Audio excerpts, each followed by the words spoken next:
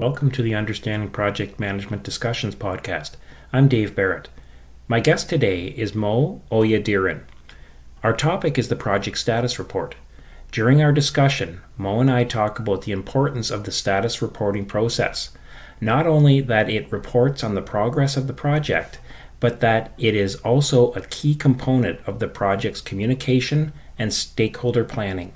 Please welcome Mo Oyadiran.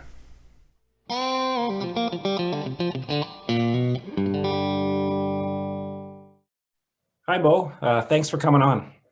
Thank you for having me. Great. Well, it's great to see you again. And our topic today is what I think is a really important topic in managing projects, and it is the topic of project status reporting.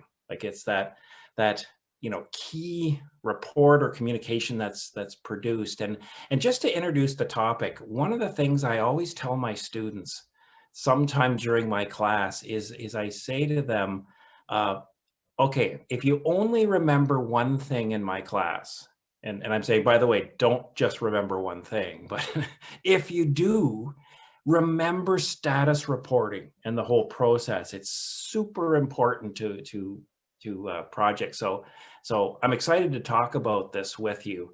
And so I guess my first question is, kind of overall, can you kind of give us sort of an overall, what's been your approach to status reporting and how do you approach it on projects?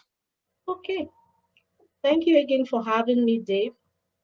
So for me, status reporting is so important to a project because um, you are engaging with the stakeholders, clients, or whoever's involved with your project. It's a major form of communication. And we all know as project managers that communication is so important for your project.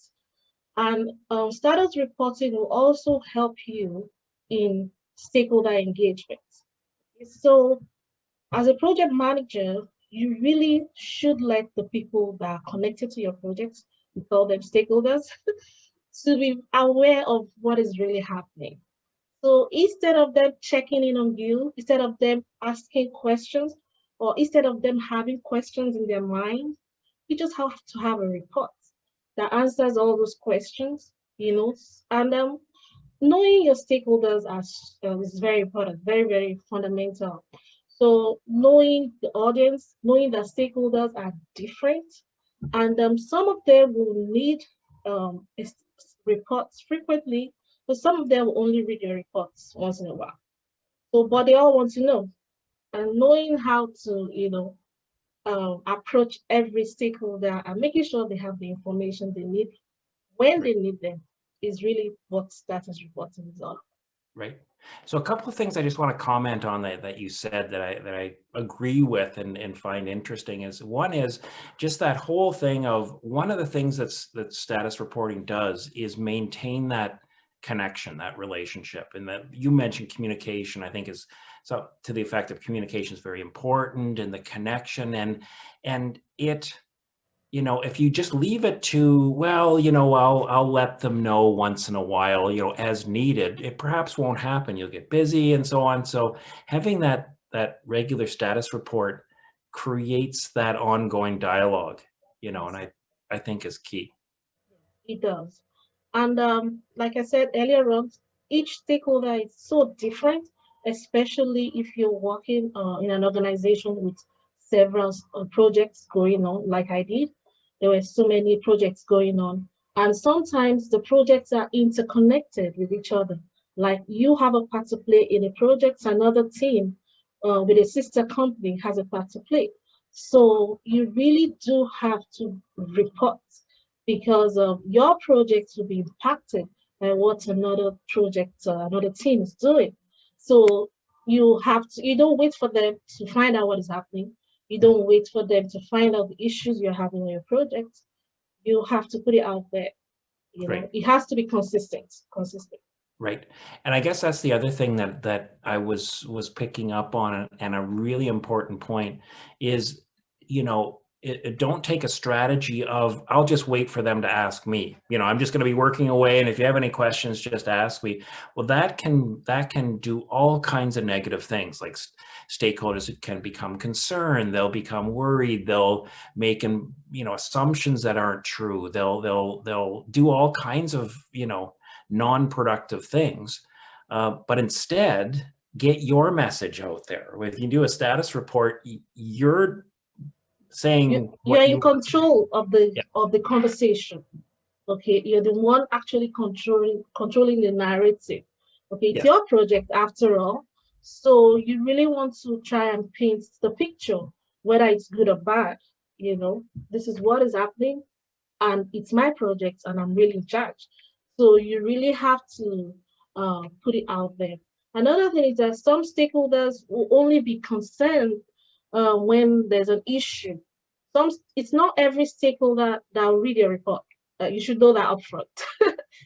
Some will not. They'll be like, "Oh, another report. Oh, I'm busy." So, but when there's an issue, they want to know. So you also want to make them aware. Another thing that I'm going to say now is that reports are, it's another document that the senior management executives have to read, and they have a lot. So apart from the writing of the reports, you really have to follow it up, usually with a conversation before or after the report. That is very important. And that's one of the reasons why I say stakeholder engagement is a big part of your status reporting, because you have to follow it up with a conversation, because you cannot say for sure this executive is going to read this report immediately, and you have an issue that needs to be resolved as soon as possible. You better follow it up with a conversation before, after, so that that issue will be resolved as soon as possible. So it's not just writing the report, it's also knowing your audience, knowing that, okay, the report is there, but it's also communicating, sometimes verbally, walking up to their offices, just find a way to speak with them and say, this is what I need. Have you checked that report, last week's report? Because more often than not, they have not checked. Right. I like the connection to the stakeholder thing, because I've always found that that's a lot of times people new to project management, students, they don't know what to do with the stakeholder plan. They're not like, what goes in there? And they're not sure what goes in there. And you just provided a good example of that, of, after before or after the status report, is to connect with them, talk to them, follow up, and so on. Are you doing do you have any questions? Do you have any concerns? Because, the written word is fine, is good. It's good to have that documentation, but there's all kinds of interpretations that can be done. It can be, there can be an issue listed, and either they will not realize it's an issue, so might not understand the significance of it, or they might they might overreact to a minor issue. And that's where the written word it becomes more limited, but the ongoing relationship and stakeholder engagement, complements that, Yes, which it I think does. is really good. I also want to just quickly, really, I like the fact that you said narrative, like, because that's a key term in today's communication and so on, and very much, controlling the narrative or guiding the narrative. And that is, the project has a narrative, and if you don't define it, it will get defined. And you, as the project manager, want to have that narrative. Now, you want it to be honest and truthful. I've always said to students, if things are not going well in your project, don't paint a rosy picture, like everything's fine, in your status report, and then behind the scenes you're going with your team, like, we things are really bad here, but everything's fine. Like, don't do that, but you can still control that narrative even in a negative situation. Yes, you can. So the beauty of status reporting is that you can also, depending on the project management software, which is a big part of status reporting, depending on the software you use, you can easily highlight if there's an issue. So as soon as someone sees your report, they can see if everything is going on well, if you are at risk, or if you're totally off track. So that's another thing, that you must invest in a project management software that will make that easy for everybody, no matter the level of no matter the level of project management knowledge they have or their expertise when it comes to technology. Your status reporting tool must be able to easily draw the picture. This is what is happening quickly. Like as soon as I click on the report, I can tell.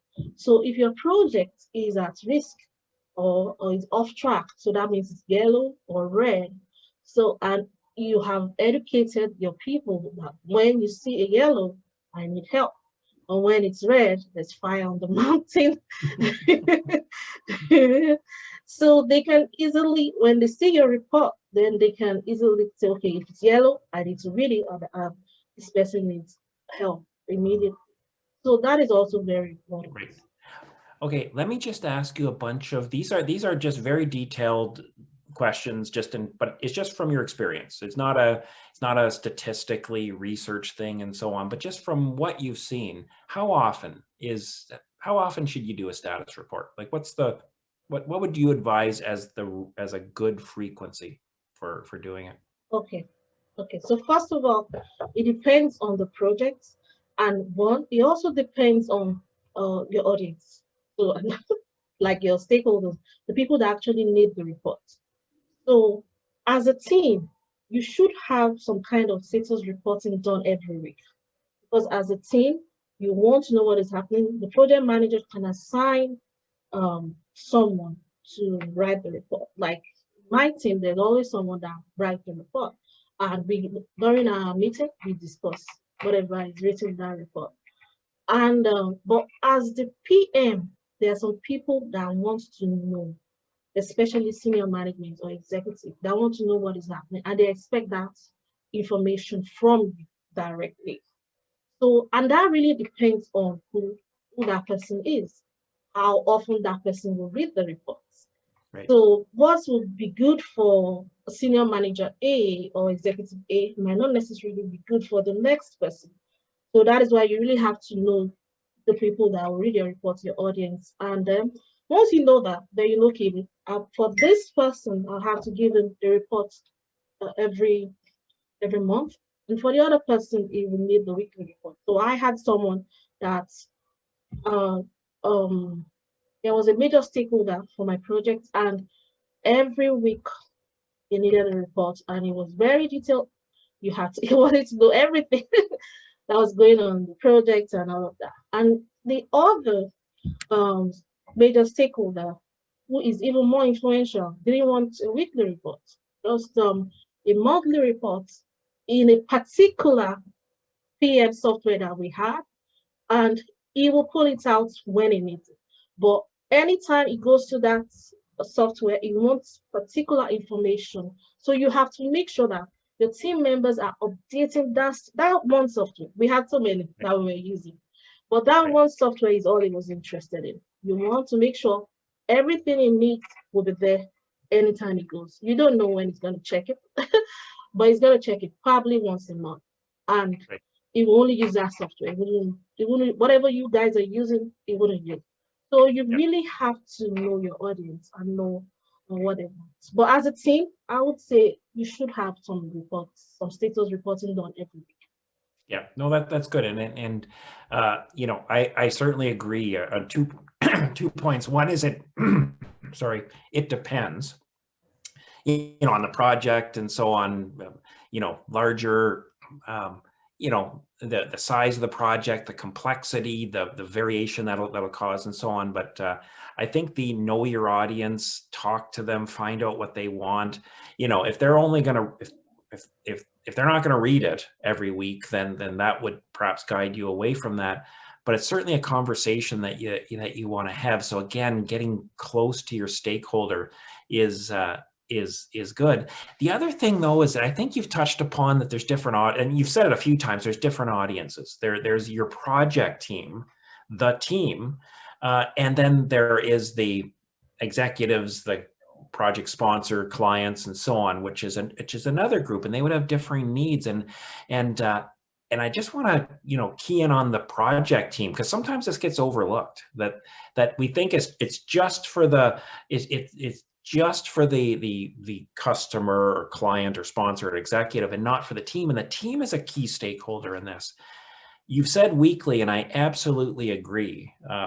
Even agile methodologies, it even goes down to daily with Scrum meetings and stand up meetings and so on. But frequently, and I think it's really important, because I've always viewed that status report process as almost like a collective meeting of the minds, that your project team's all over the place doing stuff. They're doing this, doing this, doing this, and they're all scattered around doing things. But then that status report brings them together, intellect, thoughtfully, and able to say, oh, okay, we put all this together. Here's where we are, and that is certainly really good.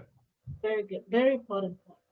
So the team should regularly meet, because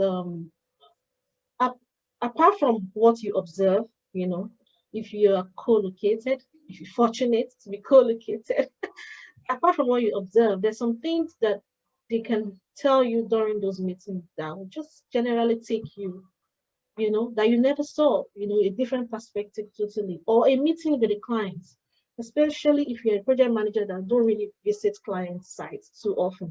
You should, but depending on the kind of project, it might just be the engineers, the technicians that are actually there more often. So you really want to hear what they have to say. And some of the things they will tell you during those status report meetings might mean you should visit the sites. You should probably make it a priority, right, to visit the site, and they might not even see something as an issue. But once they mention it during the team meeting, you see that this is an issue, right. because you can see the big picture. And that's why you must do that frequently, because if you don't do it frequently, the probability of missing something, of a minor issue becoming a major issue, is really high, if Right. it's not done frequently. So you mentioned before, you mentioned the yellow and red colors. I think you talked about what red means and and what I've all noticed is that this is such a very universal way of status reports, of being classified, of the green, yellow, red sort of method. I guess my question is, one of my question was going to be, have you used that method? And you've answered it, but I guess I'll modify the question to say, have you ever not used it or seen a different way? Because it seems like it's so universal. Well, that's a very good question. Okay, in my previous example of dealing with two different executives, the one that was detailed, I used the colors. Like, the colors were very important. But the other executive didn't. The status, in fact, the software we used would generate a report, but you didn't have to. So that's why you didn't have to really state the status of the project. So the way you put in the information is what is critical, you know. And the executive was also particular about certain things, relationship with the clients, and budgets and all of those things. So you highlight those areas for that particular stakeholder. The other guy wanted a lot of details and was interested in knowing which one was at risk, which one is good, which one is off the track. So I use the colors for that. So it all goes back to the audience. It's not every time that you get to use the universal yellow, green, and red. No. Yeah, no, that's interesting, and I have noticed that it is often used, but yeah, it certainly doesn't. There are would be other methodologies and so on, and so um, you know, and I guess just one more or another detailed question is you know, the type of information that you think should be there. Now, again, it will vary across projects, but what do you think the minimum information that you should include for any stakeholder? Like, we've said some kind of indicator, so red, yellow, green, if it's appropriate. We've talked about issues. Is there other information that you would include? Like if I was a new project manager and say, oh, I've just started a project, I need to produce a status report. What do you put in it? What type of information goes in there? You should always highlight, you should have a summary. Apart from the color, you should also have a summary statement. Then you should also talk about any major milestone that is about to occur. So everybody's aware that there's a major milestone going to happen in this time period. Whatever you've done that you think is significant, like you can't really report everything in the status report. Right. So just the significant thing. If it's only one, two, but it really shouldn't be a long list of all the significant things that we have done. I'll limit it to 3. And if there's any major issue, we've already said that. I think the issues should always be in the place in the status report that is more obvious. It really shouldn't be at the bottom of the report. If there's an issue, you should make it, depending on the kind of software you're using, always place it in a place where it is most prominent. Because if there's an issue, you want it addressed as soon as possible. That is one of the reasons why you're status reporting anyway. And you need help as soon as you can get it. So if there's an issue, make it obvious. Yeah. No, that's a really interesting thing of moving those issues up, like not putting them too far down. I've often thought of the status report kind of as like a snapshot. You said painting a picture, earlier in our discussion, and it is true. It's like a picture. It's not an encyclopedia. You said don't put every task in. No, don't do that. You will lose your audience. In fact, if we're talking about the executive or the project sponsor, if that audience, you will lose them if you go into if you list everything you've done in the last month. They don't want to know. They want to know, how are we doing? So it's, again, knowing that audience. And I also I just want to pick up on, and I agree completely, that summary, is, tell me if I'm a project sponsor or an executive, tell me in 30 words how things are going. Don't tell me in 10,000 words. Tell me in 30. It's like I refer to it as kind of the elevator talk, the elevator speech. The amount of time that you have to get from the first floor to the 5th floor, that's the amount of time you have to give your summary. So make it to the point and clear, because then the doors open and they leave, right? That's the amount of time. So yeah, that summary, put issues up prominent. I've often advised students, you don't have to put every issue. You don't have to put, one of our team members had been late coming to the status report. Like, don't tell. No. There are certain things that are internal, to the team, and there's certain things that are external, that are, and again, it's that you're controlling the narrative. You don't want the narrative to be, you've got a team of, of latecomers, because they start thinking, executives will think, oh, geez, if they're late coming to meetings, what kind of quality are they doing on my project? So that's the narrative that you're controlling. But certainly key issues that could affect the due date or the milestones. You mentioned milestones as well. Also a good thing to highlight. There's no set number of pages for a status report, but in my mind, for an average project, a couple of page max sort of thing. If it was printed, I know they're electronic a long time, but if you had like a 20-page status report, Oh, no. I think that's just way too long. It should be. That's just too long. And it also depends on the size of the project. Yes. If it's a large-scale project, your report will be longer. If it's a smaller project, you can actually bring it down to one page. Yeah. If it's a if it's $100 million, 3-year project with all over the place sort of scope, then yeah, you might have you might have it different. Of course, in that case, it would probably be broken down into multiple projects, and it would be a large program, and Mm-hmm. each project would have a smaller scope and so on. So sometimes that takes care of itself.